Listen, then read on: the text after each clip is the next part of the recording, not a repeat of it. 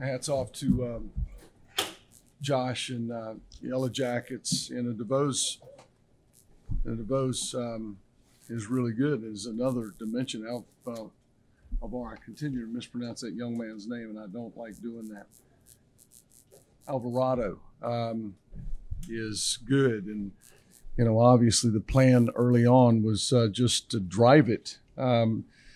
We've been very good in that regard. I thought we did a much better job in the second half, but the damage was done.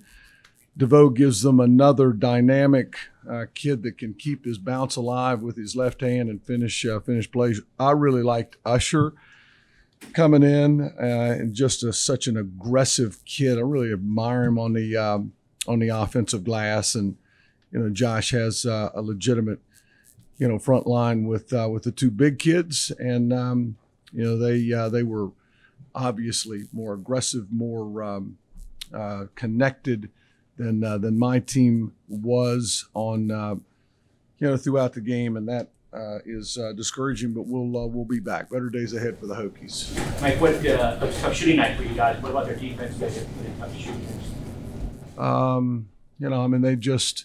They guarded us the way we would like to guard them. They were up under our chin, and we had 2 shot clock violations. We haven't had 2 shot clock violations throughout. We do want to be patient. We do want to work different parts of the floor, but their coverages were good, and he found a couple of things.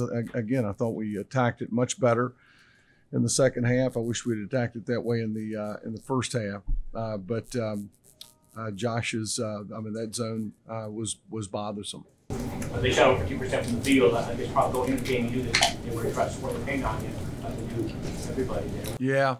Yeah, they are 4th in the country in made twos. I think something, a pretty staggering statistic. They haven't shot the ball great. Of course, we get caught with our hands in our pockets twice on Alvarado, right? Alvarado. We get caught with our hands in our pockets twice with Alvarado, and he bangs 2 from distance.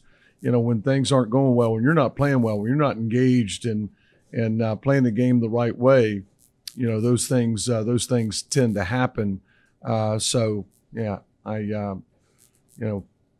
agree. You think Landers got a little flustered being home? I don't know. It's not like him. I didn't think about another game, another huge game in this league. Of course, we typically start. What is it?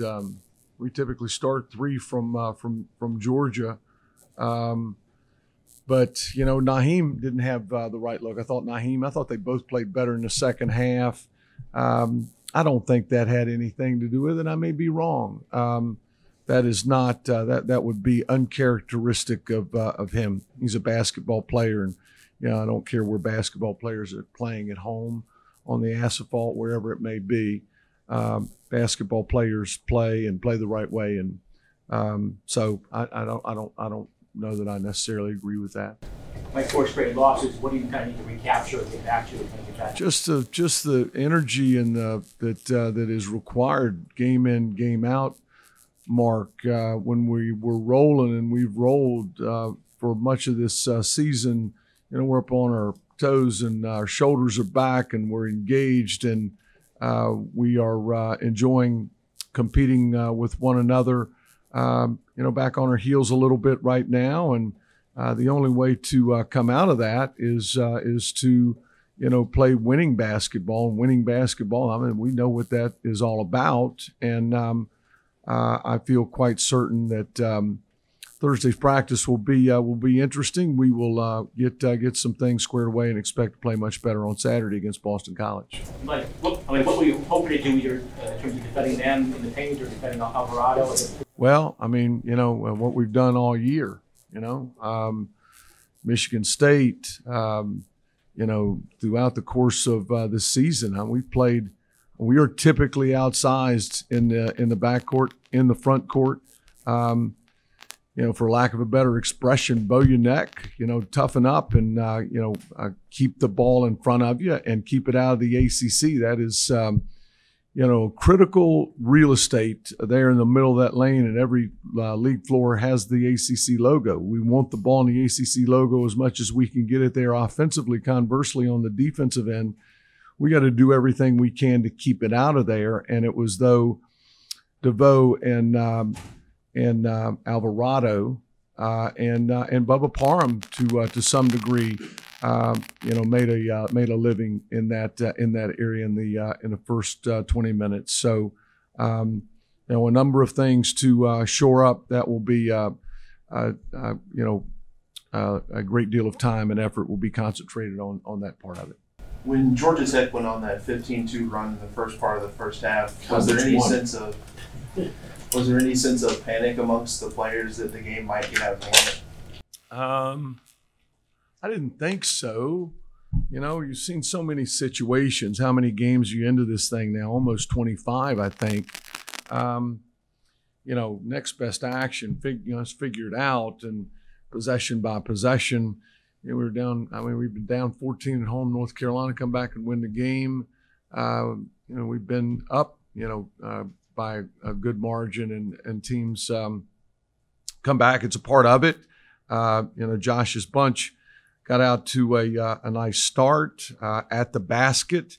I thought we had a couple of cracks at it that we typically get down, and they flattened our nose. We didn't respond particularly well. One or two more for Coach Young.